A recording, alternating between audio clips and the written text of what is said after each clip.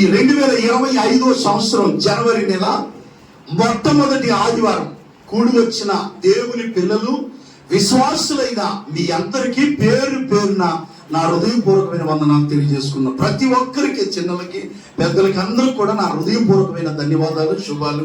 అలాగే మరొకసారి నూతన సంవత్సర శుభాకాంక్షలు. అలాగే యూట్యూబ్ ద్వారా లైవ్లో ఎంతమంది అయితే మా ఛానల్ సబ్స్క్రైబ్ చేసుకొని యూట్యూబ్ ఛానల్లో దేవుని మాటలు వింటున్న నా ప్రియమైన సహోదరులందరికీ హ్యాపీ న్యూ ఇయర్, నూతన సంవత్సర శుభాకాంక్షలు. మీ అందరికి కూడా ప్రత్యేకమైన వందనాలు. దేవుడు మిమ్మల్ని, మీ కుటుంబాలని ఈ సంవత్సరం అంతా దేవుని కృపలో వర్ధిల్ల చేయును గాక. ఆమేన్, హల్లెలూయా. ఈ నూతన సంవత్సరానికి గాను ఈ మొదటి వారం, గతంలో 31st నైట్ కానీ 1st తారీఖు కానీ మనం దేవుని మాటలు వింటూ వచ్చాం. ఈ మొట్టమొదటి ఆదివారం దేవుడు నన్ను ప్రేరేపించి చెప్పమన్నటువంటి ఒక మాటను బైబిల్ గ్రంథంలో నుంచి మనం చూద్దాం. హోషేయ, ప్రవక్త అయినటువంటి హోషేయ ద్వారా రాయబడినటువంటి మాట. హోషేయ గ్రంథం 11వ అధ్యాయం. ఈనాటి మన దేవుని వాక్య ధ్యానం కొరకు హోషేయ గ్రంథం 11వ అధ్యాయం 7వ వచనాన్ని చదువుకొని ఈ రోజు మనం దేవుని మాటలు ధ్యానం చేద్దాం. నా వైపు చూస్తూ దేవుని మాటలు కొద్ది నిమిషాలు శ్రద్ధగా వినాలని నేను మనం చేసుకుంటున్నాను. హోషేయ గ్రంథం 11వ అధ్యాయం 7వ వచనం. నన్ను విసర్జించవలెనని నా జనులు, నన్ను విసర్జించవలెనని నా జనులు తీర్మానం చేసుకొని ఉన్నారు. ఇంకొకరు ఎవరైనా చదవండి. ఇంకొకరు ఎవరైనా ఇంకా కనబడలేదా? చదువు. నన్ను విసర్జించవలెనని నా జనులు తీర్మానం చేసుకొని ఉన్నారు. హల్లెలూయా. చూడండి, చదవబడిన లేఖన భాగంలో నుండి అక్కడ చదవబడిన వాక్య భాగంలో ఇలా రాయబడి ఉంది. ఏమనంటే, నన్ను విసర్జించవలెనని నా జనులు తీర్మానం చేసుకొని ఉన్నారు అంటున్నాడు. అక్కడ ఏం చేసుకున్నారంట?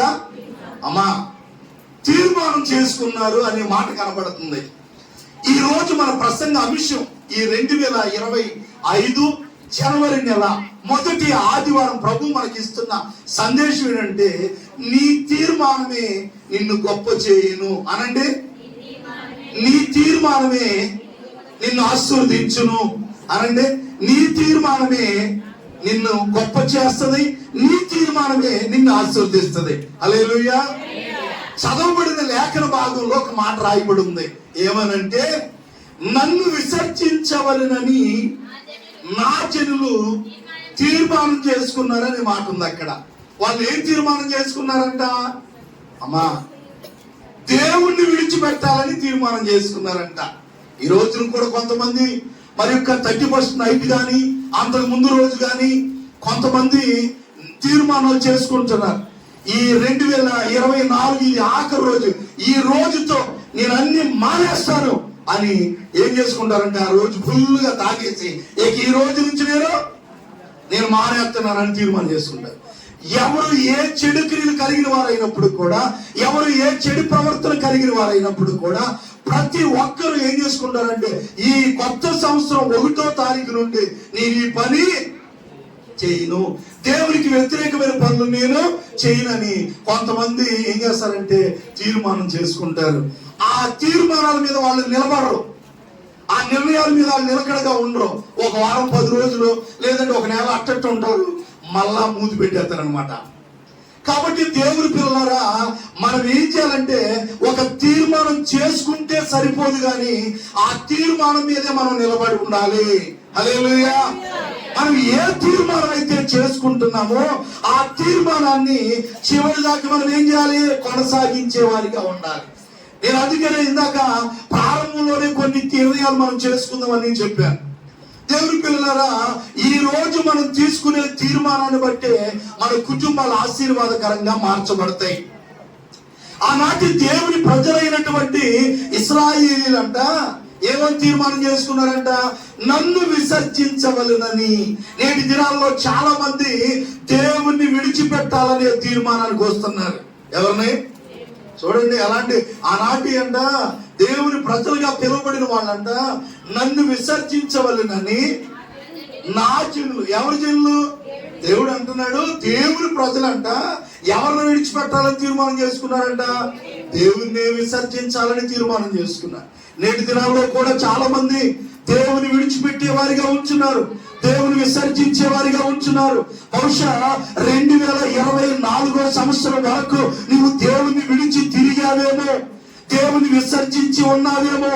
దేవుడు మరొక అవకాశం దేవునికి ఇస్తున్నాడు. ఈ లైవ్ లో కూడా దేవుని మాటలు వింటున్న దేవుని బిడ్డలారా, 2024 సంవత్సరం ఆఖరి వరకు దేవుని విసర్జించి దేవుని విడిచి నీ ఇష్టానుసారంగా నువ్వు తిరిగి ఉన్నట్లయితే ఈ యొక్క 2025 సంవత్సరంలో దేవుని మహాకృపను బట్టి నూతన సంవత్సరంలో ప్రవేశించిన దేవుడు నీతో మాట్లాడుతున్న మాట ఏంటి అని అంటే, ఈ సంవత్సరం ప్రభువా గత సంవత్సరంలో నిన్ను విసర్జించి నేను తిరిగాను, ఇక 2025 ఈ యొక్క జనవరి నెల మొదటి వారం నుండి నేను నిన్ను విసర్జించనయ్యా అని ఒక తీర్మానం చేసుకోవాలి. హల్లెలూయా గట్టిగా హల్లెలూయా. దేవుని బిడ్డలారా, కీర్తన గ్రంథం 16 కీర్తనలో ఏం రాయబడి ఉందంటే, యెహోవాను విడిచి యెహోవాను విడిచి వేరొకరిని అనుసరించు వారికి శ్రమలు విస్తరించును అనే మాట ఉంది. జాగ్రత్తగా వినండి. ఎవరైతే దేవుణ్ణి విడిచిపెట్టి వేరొకరిని అనుసరిస్తారో వారి కుటుంబాల్లోనట శ్రమలు విస్తరిస్తాయంట. బహుశా 2024 సంవత్సరం వరకు దేవుణ్ణి విడిచిపెట్టి నీ ఇష్టానుసారంగా జీవించి నీ ఇష్టానుసారంగా తిరిగి లేనిపోయిన శ్రమలన్నీ తెచ్చుకొని పెట్టుకున్నావేమో. ఈ సంవత్సరం ప్రారంభం నుండైనా ప్రభువా నిన్ను విడిచి తిరిగాను కాబట్టి నా జీవితంలో ఎన్నో శ్రమలు, ఎన్నో శోధనలు, ఎన్నో కష్టాలు, ఎన్నో నష్టాలు, ఎన్నో కన్నీళ్లు నేను ఎదుర్కొన్నా. ఈ సంవత్సరం మొదటి నెల మొదలుకొని నేను నిన్ను విడిచిపెట్టనయ్యా, నా జీవితాంతం నిన్ను విడిచిపెట్టనని ఒక తీర్మానం కనుక నువ్వు చేసుకోగలిగితే ఈ యొక్క చేసుకునే తీర్మానాన్ని బట్టి నీ తీర్మానమే నిన్ను ఆశీర్వదిస్తుంది, నీ తీర్మానమే నిన్ను గొప్ప చేస్తుంది. హల్లెలూయా. ఈ సంవత్సరం వరకు దేవుని విడిచి తిరిగావు. ఆనాడు ఇశ్రాయేలు కూడా ఏం చేశారంట? దేవుని విసర్జించాలని ఏం చేసుకున్నారు? తీర్మానం చేసుకున్నారంట. నిజమే, కొంతమంది పోయిన సంవత్సరం తీర్మానం చేసుకున్నారు, నేను మందిరానికి రాను, నేను మందిరానికి వెళ్ళను, నేను వీళ్ళతో మాట్లాడను, నేను వీళ్ళతో ఉండను, నేను ఎన్నెన్నో నిర్ణయాలు. దేవుని బిడ్డలారా, కొన్ని మంచి నిర్ణయాలు ఉంటాయి, కొన్ని చెడ్డ నిర్ణయాలు ఉంటాయి. జీవితంలో మనం తీసుకునే నిర్ణయాలు, మనం తీసుకునే తీర్మానాలను బట్టి మన కుటుంబాలు ఆశీర్వాదకరంగా మార్చబడతాయి. దేవుని బిడ్డలారా, కొందరు భక్తుల జీవితాల్లో కొన్ని తీర్మానాలు చేసుకున్నారు. దేవునికి అయిష్టమైన తీర్మానాలు కాదు, దేవునికి ఇష్టమైన తీర్మానాలు చేసుకునే వారిగా మనం ఉండాలి. ఒకవేళ తీర్మానం చేసుకుంటే ఆ తీర్మానం, ఆ నిర్ణయం మీద మనం కట్టుబడి ఉండాలా. దేవునికి స్తోత్రం కలుగును గాక. ఇక్కడ ప్రజలు దేవుని విసర్జించాలనే తీర్మానం చేసుకున్నారు. అది మంచిదేనా? చూడండి, అది మంచి తీర్మానమేనండి. దేవుని విసర్జిస్తే ఇంక మనకేముంటుందో చెప్పండి. ఇప్పుడు తండ్రిని విడిచిపెట్టిన తప్పిపోయిన కుమారుడికి కరువు వచ్చింది కదా. తప్పిపోయిన కుమారుడికి అతని జీవితంలో ఎంతో నష్టాన్ని, ఎంతో ఇక దుర్భరమైన జీవితాన్ని అనుభవించాడు తండ్రికి దూరమై. దేవుని విడిచిపెట్టి ఎంతలాగా నువ్వు వెళ్ళగలవు? బైబిల్లో ఉంటుంది, నాకు వేరుగా ఉండి మీరేమి ఫలించలేరు, మీరు ఫలించలేరు, మీరు ఏమీ చేయలేరు అన్నాడు దేవుడు. దేవునికి వేరుగా ఉండి మనం ఏం చేయగలమండి? ఈ రోజు నీ జీవానికి మూలం, నీ ఆయుష్ను పొడిగివ్వటానికి, నీకు ఆరోగ్యం ఇవ్వటానికి కారణం దేవుడు కాదా? అలాంటి దేవుడు నువ్వు విడిచిపెట్టి తిరిగితే ఎట్లాగా? దేవుని బిడ్డ, ఈ రోజు బ్రతుకున్నామంటే అది దేవుని కృప. అలాంటి దేవుణ్ణి విసర్జించాలన్న తీర్మానం ఆనాటి దేవుని ప్రజలు చేసుకున్నారంట. అలాంటి తీర్మానం ఎవరు చేసుకుందుము గాక, చేసుకోకుందుము గాక. ఆమేన్, హల్లెలూయా. దేవుని విడిచిపెట్టేద్దామని తీర్మానం చేసుకున్నారంట.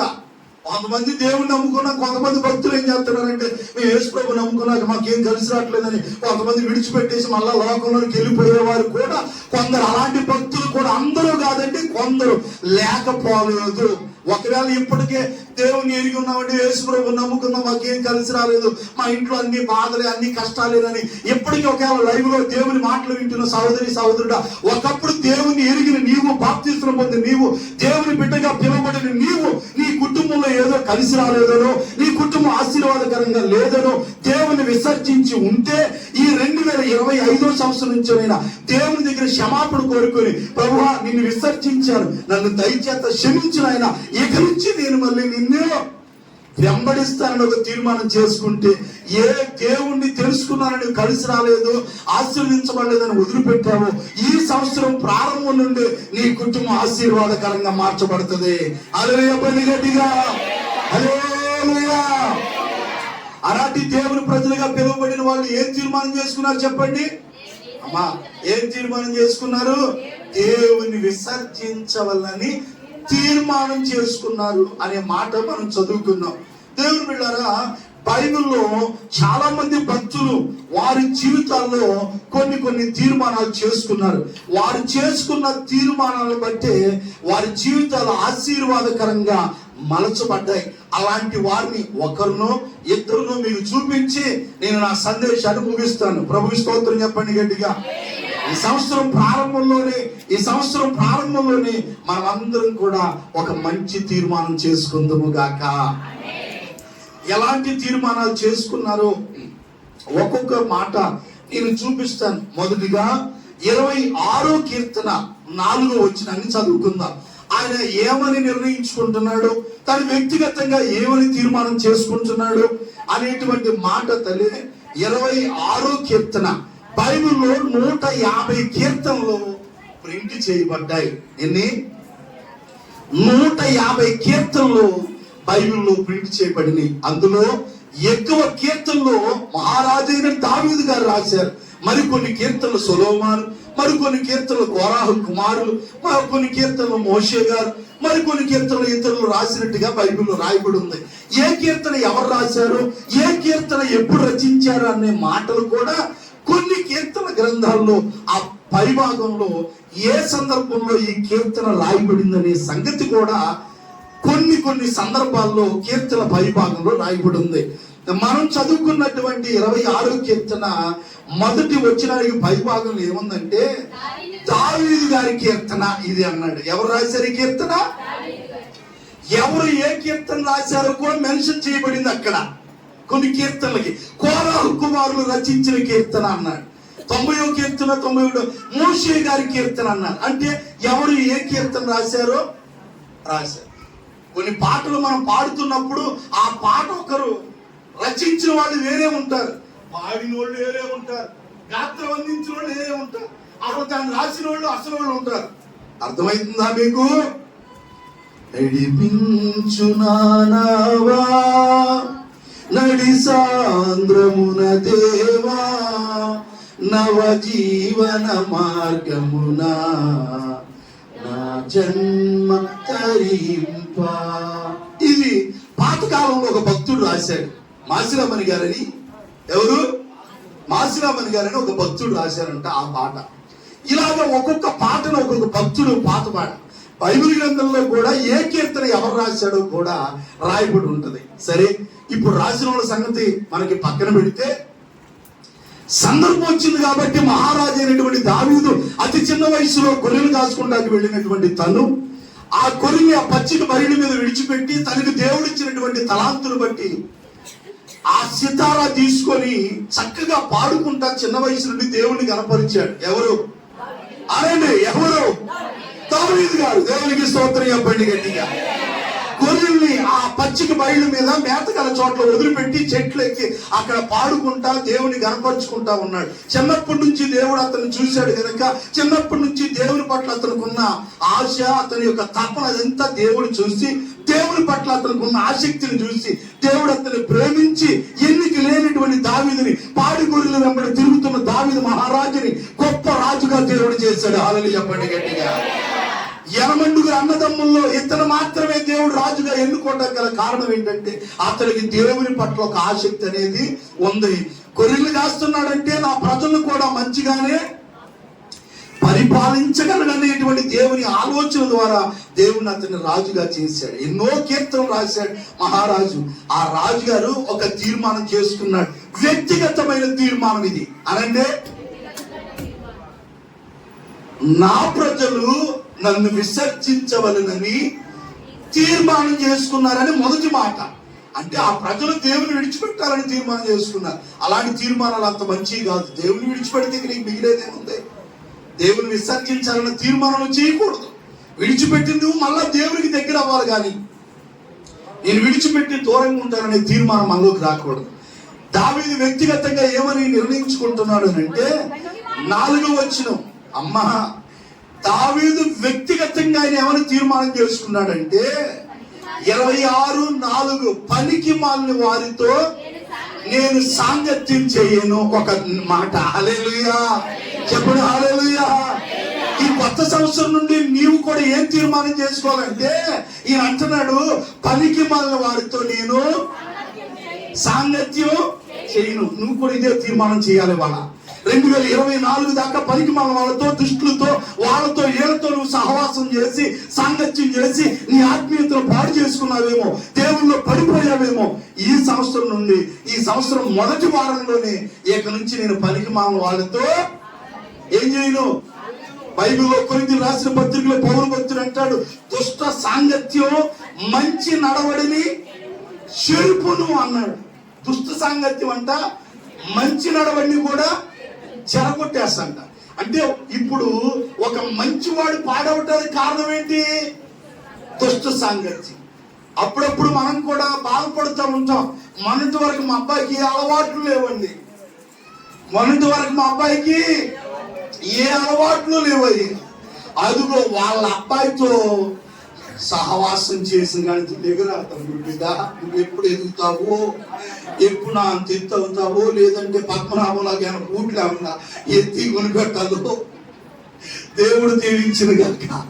ఇప్పుడు మనం కూడా అప్పుడప్పుడు తల్లిదండ్రులుగా మనం ఏమనుకుంటామంటే, మా బిడ్డకి మొన్నటిదాకా ఏ అలవాటు లేవండి, అదిగో వాళ్ళ అమ్మాయితో తిరిగిన కాడి నుంచి, అదిగో వాళ్ళ అబ్బాయితో తిరిగిన కాడి నుంచి మా అబ్బాయి కూడా పూర్తిగా ఏమైపోయాడు, పాడైపోయాడు. కూర్చోబిడ్డ, దేవుని బిడ్డ పాడైపోయాడు. అంటే ఇతను మంచివాడిని కూడా పాడు చేసింది ఏంటది? సాంగత్యం, దుష్టుల సాంగత్యం. దేవుని బిడ్డారా, అర్థం చేసుకో. ఈ రోజున మంచివాడిగా ఉన్న నీవు, ఒకప్పుడు ఆత్మీయురాలుగా ఉండే నీవు, ఒకప్పుడు ప్రార్థనాపరురాలుగా ఉండే నీవు, ఒకప్పుడు భక్తిపరుడుగా ఉండే నీవు, వాళ్ళతో వీళ్ళతో సాంగత్యం చేసి నీ ప్రార్థన జీవితాన్ని కూడా నువ్వు కోల్పోవాలా? గత సంవత్సరంలో, దానికి ముందు సంవత్సరాల్లో వాళ్ళతో సాంగత్యాలు చేసి నీ ఆత్మీయతను పాడు చేసుకోవాలా? పాడు చేసుకున్నావు. ఈ సంవత్సరం నుండి అమ్మో ఇటు చూడండి అమ్మా, హల్లెలూయా చెప్పండి గట్టిగా. ఈ సంవత్సరం నుండి నువ్వేం తీర్మానం చేసుకోవాలంటే, కొంతమంది వెళ్ళిపోయారు కిందకే, దేవునికి స్తోత్రం చెప్పండి గట్టిగా. అది ఎట్టగట్ట. కాబట్టి ఈ సంవత్సరం నుండి నువ్వేం చేయాలంటే, నేను పనికి మాన వారితో నేను సాంగత్యం సీమను ఎట్టున్నావా, ఇది వెళ్ళిపోయాక మార్చిపోతావా? జాగ్రత్తగా ఉండాలా. సంవత్సరం దేవుడు నిన్ను దీవిస్తా, నీ కుటుంబాన్ని, ఈ భార్యను కూడా వెంట పెట్టుకురా, తాళ్ళు కట్టి. బిడ్డలేరి బిడ్డలు కూడా వెంట పెట్టుకురా. ఎవరి బిడ్డలు? దేవుని బిడ్డలారా, దేవుని సన్నిధికి తీసుకురండి. పనికి మాల వారితో నేను సాంగత్యం చెయ్యను అంటున్నాడు. చేయను అంటున్నాడు. చేయను అన్నప్పుడు ఇది చేయకూడదు. ఇంకా గొప్ప రాజైన దావీదు ఎలాంటి వ్యక్తిగత తీర్మానం చేసుకుంటున్నాడు చూసారా? ఎవరితో సాంగత్యం చేయకూడదు మనం? ఇప్పుడు ఎక్కడైనా ప్రార్థనా పరులు ఉన్నారా, దేవుని సన్నిధిలో ఎదిగేవారు ఉన్నారా, దేవుని బిడ్డలుగా ఎవరైనా ఉన్నారా? ఈ సాంగత్యాన్ని కోరుకోవాలి మనం. దుష్ట సాంగత్యం మన మంచి నడవడిని ఏం చేస్తుంది? చెరగొట్టేస్తుంది. దేవుని బిడ్డలారా, నువ్వు మంచి వాళ్ళ సహవాసాన్ని ఎంచుకో, మంచి సాంగత్యం చేయి, మంచి ఫ్రెండ్షిప్ చేయి. దేవుని బిడ్డలారా, ఒక ఎవరో అన్నారంట, నువ్వెవరో చెప్పానంటే ముందు నీ స్నేహితులు ఎవరో చెప్పమన్నానంట.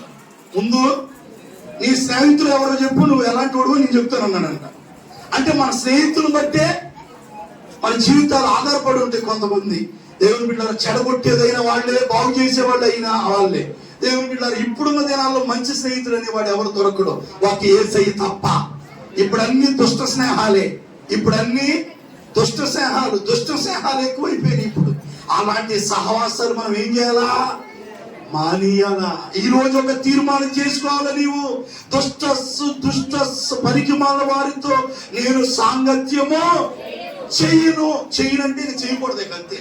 మరి ఎవరితో చేయాలా? మంచి వారితో, ఆత్మీయ బిడ్డలతో, ప్రార్థించే వారంలో వచ్చేవనుకో, ప్రార్థన అలవాటు అయితే కొంతమంది అప్పుడు పంపించామనుకో, వాడు చదువుకునే వాడితో పంపించామనుకో, వాడికి కూడా ఏమైంది? చదువు అయిపోయింది. మొద్దోడు పక్కన కూర్చోబెడుతుంది, ఈడు మొద్దు అవుతాడు. ఆడు పక్కన కూర్చోబెడితే. అందుకని క్లాసులో పిల్లలు ఏం చేస్తారంటే, వీడు కొద్దిగా ఎవడో ఉంటాడు, కొద్దిగా చదువుతా జ్ఞానం తక్కువ ఉంటాడా, బాగా చదివే వాళ్ళ దగ్గర కూర్చోబెడతారు.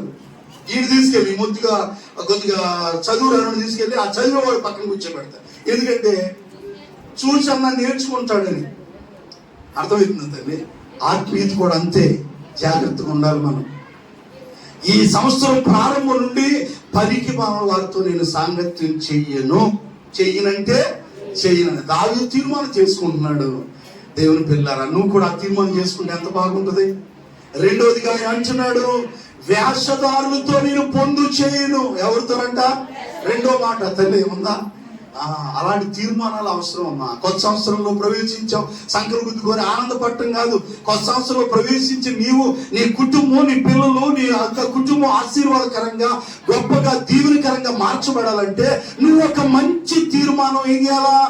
చేసుకోవాలా. ఏమనంటే ఈ భక్తులాగే ఏమని, పనికి మాలిన వాడితో నేను సాంగత్యం. ఇప్పుడు అందరూ పనికి మాలే, ఎక్కువ పనికొచ్చేవాడు తక్కువ అయిపోయారు, పనికి మాల జనాభా ఎక్కువ అయిపోయారు.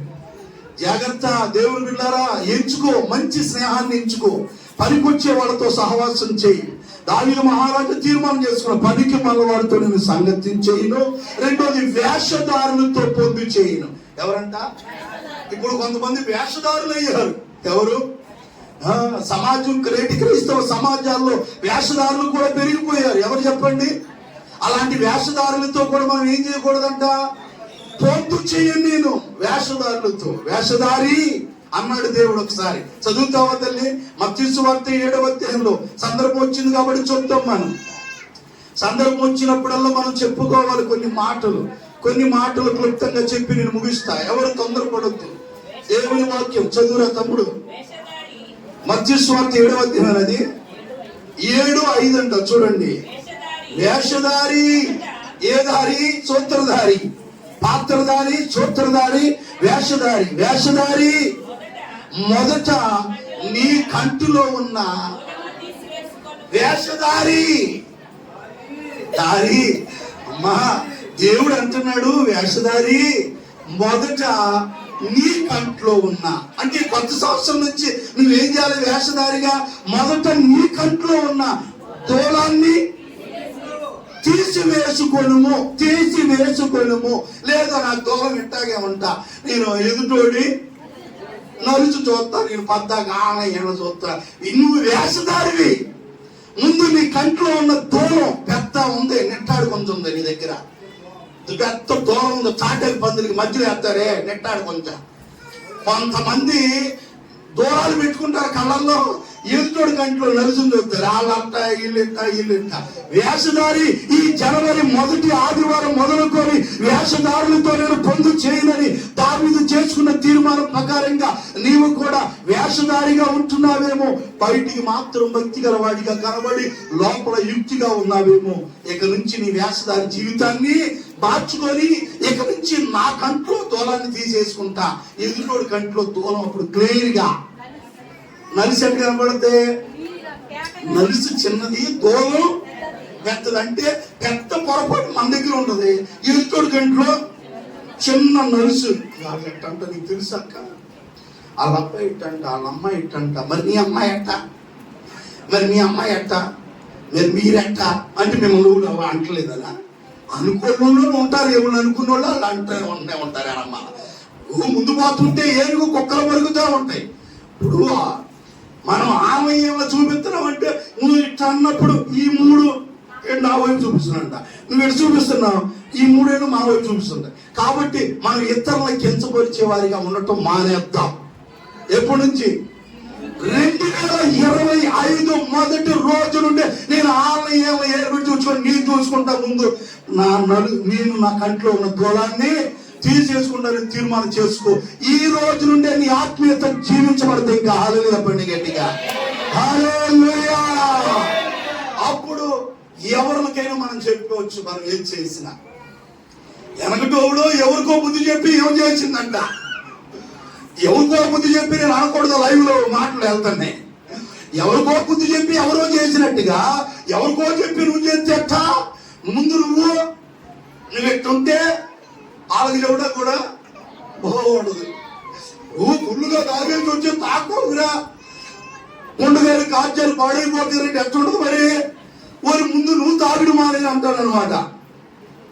ఒకరికి చెప్పాలంటే ముందు మనం స్థిరంగా నిలబడాలి. దేవునికి స్తోత్రం చెప్పండి గట్టిగా. కాబట్టి దేవుని పిల్లలారా మొదటి తీర్మానం చేసుకుంటున్నాడు దావీదు. ఏమనంటే ఇక పనికి మాలిన వారితో నేను సాంగత్యము చెయ్యను. రెండోదిగా వేషధారులతో నేను పొందు చేయను. ఇక వేషధారుల జోలికి వాళ్ళ దగ్గరికి నేను వాళ్ళ పొందు చేయను నేను ఇక అని ఒక తీర్మానం చేసుకుంటున్నాడు. నేను త్వరగా ముగిస్తున్నా. మూడోదిగా అంటున్నాడు దుష్టుల సంఘం. ఏ సంఘం అది? దుష్టుల సంఘం నాకు అసహ్యం, నాకు అసహ్యం. ఆ దుష్టుల సంఘం ఉన్న కాడికి నేను వెళ్ళను. అందుకే కీర్తనకారుడు మొదట ఏమంటాడు, దుష్టులు ఆలోచన చెప్పులు నడవక, పాపుల మార్గం నిలవక, అపహాస్యులు కూర్చున్న చెడు కూర్చుండక, దివారాత్రులు దేవుని ధర్మశాస్త్రాన్ని ధారించేవాడు ధన్యుడు. ఆకు వాడక తన కాలం ముందు ఫలమించే చెట్టు వలె ఉంటాడంట వాడు. కాబట్టి దుష్టులు ఎక్కువైపోయిన సమాజంలో మనం ఉంటున్నాం. అందుకని సొలొమోను రాజు కూడా ఒక చోట అన్నాడు, దుష్టుల మార్గాన్ని తప్పించుకొని తిరగమన్నాడు. తప్పించుకొని తిరగాలంట. ఎక్కడ చూసినా దుష్టులు గ్రూపులు ఎక్కువైపోయినాయి, ఎక్కడ చూసినా. కాబట్టి ఆ దుష్టుల సంఘం దగ్గరికి కూడా మనం ఏం చేయకూడదు, నలుగురు కూర్చుని కూడా పొదుపు సంఘంలో ఏమో చెయ్యి. దుష్టుల సంఘం అనేది ఒకటి ఉంది. ఏ సంఘం అది? డ్వాక్రా సంఘాలు, పొదుపు సంఘాలు, ఆ సంఘాలు, ఈ సంఘాలు వచ్చినాయి అమ్మా. సంఘాలు ఎక్కువైపోలా. ఇదో సంఘం. ఈ సంఘం ఏంటంటే దుష్టుల సంఘం. ఇది వీళ్ళు ఏంటంటే వీళ్ళందరూ గ్రూప్ పెట్టుకుంటారంట. ఎవరు? దుష్టులు. ఎవరమ్మా? వీళ్ళందరూ గ్రూప్ కట్టుకొని ఎవరు నాశనం చేద్దామా అనుకుని వీళ్ళు ఆలోచన చేస్తున్నారంట. ఈయన ఏమంటున్నాడంటే అట్లాంటి దుష్టుల సంఘాన్ని కూడా నేను అసహించుకుంటాను. ఎంత మంచి తీర్మానం అండి. పనికిమాల వారితో సాంగత్యం చేయను, వేషధారులతో పొందు చేయను, దుష్టుల సంఘం నాకు అసహ్యం. సమయం అయిపోతుందని త్వరగా చెప్తున్నా. మనం కూడా దుష్టుల సంఘాన్ని అసహించుకుందుము గాక. ఆమేన్, హల్లెలూయా.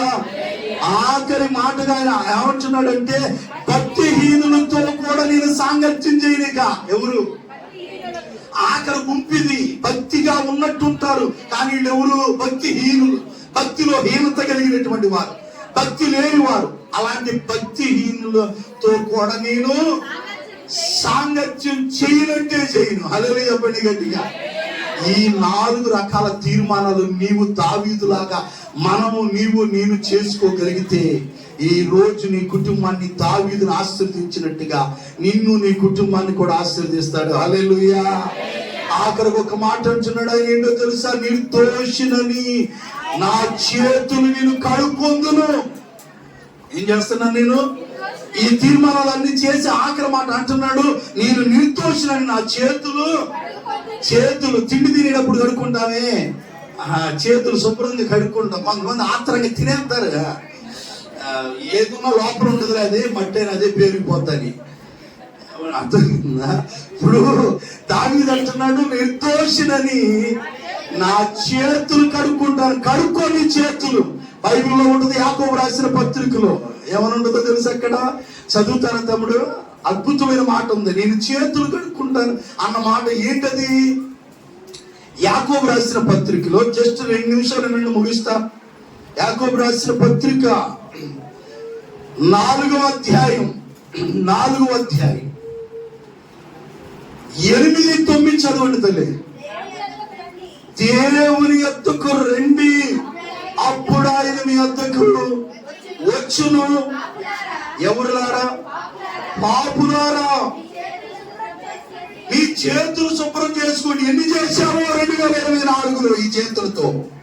పాపులారా, మీ చేతులు నేను కడుక్కుంటానన్న మాట. ఏమంటది? చేతులు అసలు వాష్ చేసుకునేది ఎందుకు? ఉన్న అపవిత్రత మురికి పోవాలంటే వాష్ చేస్తారు. స్నానం చేసుకున్నారు ఒంటి మీద మరిని పోవాలంటే.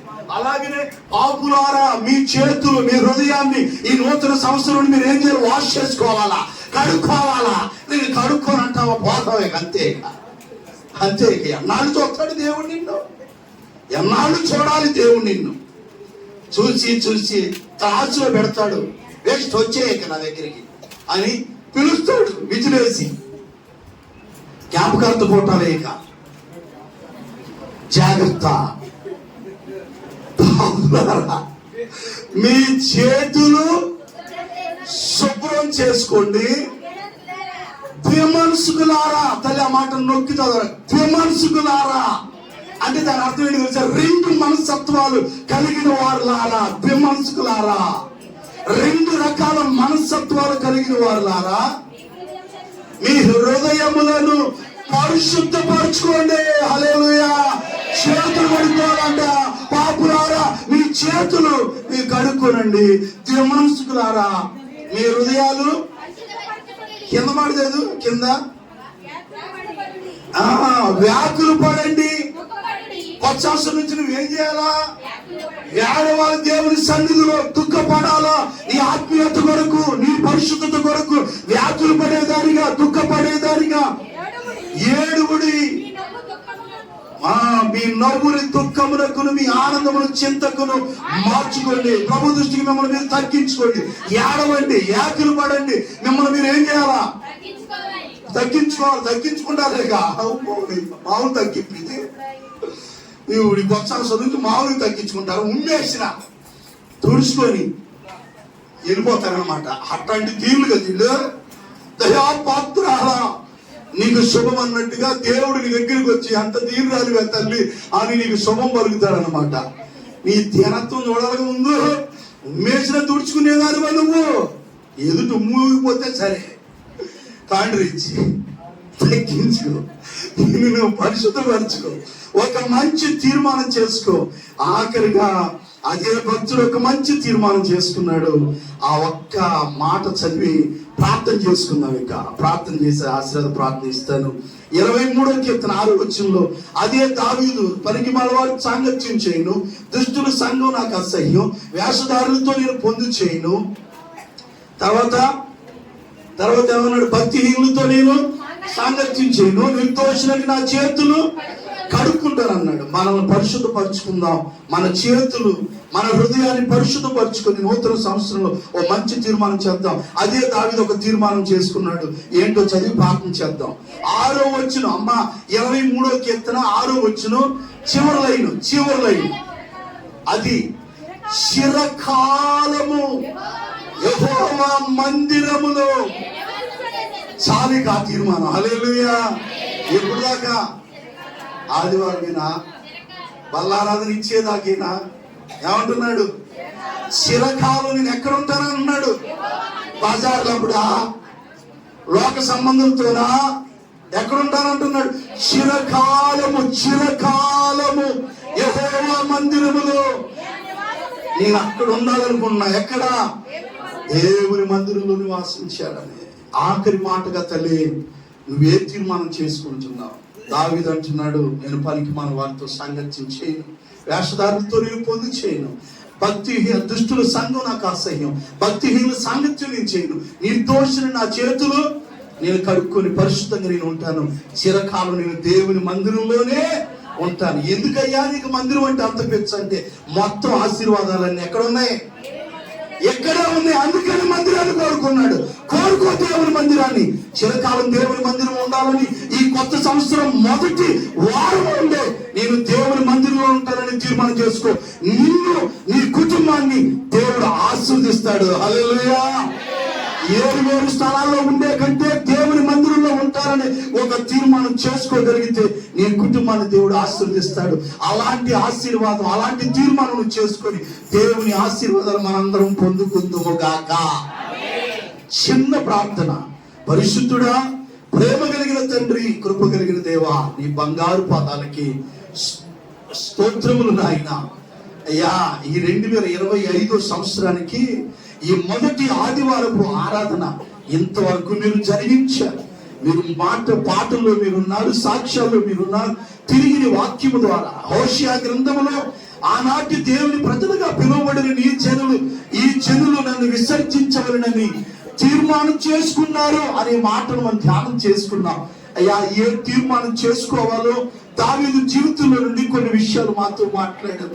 దావీదు మహారాజునైనా పనికి మన వాడితో నేను సాంగత్యము చేయను అని అయ్యా దుష్టుల సంఘం నాకు అసహ్యమని, వేషధారులతో నేను పొందు చేయనని, భక్తిహీనుల సాంగత్యం నేను చేయనని ఒక తీర్మానం చేసుకున్నాడు. చిరకాలం నేను యెహోవా మందిరములో నివాసము చేస్తానని ఎలాంటి తీర్మానం చేసుకున్నాడో ఆ విధంగానే మేము కూడా నీ మందిరములో, ఈ లైవ్ లో దేవుని మాటలు విన్న బిడ్డలు, అయా నీ సన్నిధికి వచ్చిన బిడ్డలు చిరకాలం నీ మందిరంలో ఉండాలన్న ఒక తీర్మానం చేసుకొని నీ మందిరంలో ఉండే ఆశీర్వాదాలన్నీ ప్రతి కుటుంబీకులందరూ లైవ్ లో వీక్షించిన ప్రతి బిడ్డలు కూడా నీ మందిరంలో చిరకాలం నివాసం చేసి అట్టి దీవెనలు పొందుకునే వారిగా ఉండాలని ఆ యొక్క దైవజనుడిగా ప్రార్థన చేస్తున్నా. వచ్చిన ప్రతి బిడ్డలో జీవితం ఈ యొక్క మొదటి నెల మొదటి వారంలోనే ఒక మంచి నిర్ణయం తీర్మానం చేసుకొని ఇక నుంచి లోక సాంగత్యాలన్నీ వదిలిపెట్టి ఆయనతో దేవునితో సహవాసం చేసే బిడ్డలుగా ఉండి నీవిచ్చే మేలు ఆశీర్వాదాలు మేము పొందుకునే వారిగా ఉండినట్లుగా సహాయం చేసి దీవించమని యేసు నామములో అడిగి ప్రార్థించి పొంది ఉన్నాము తండ్రి. ఆమేన్. అందరూ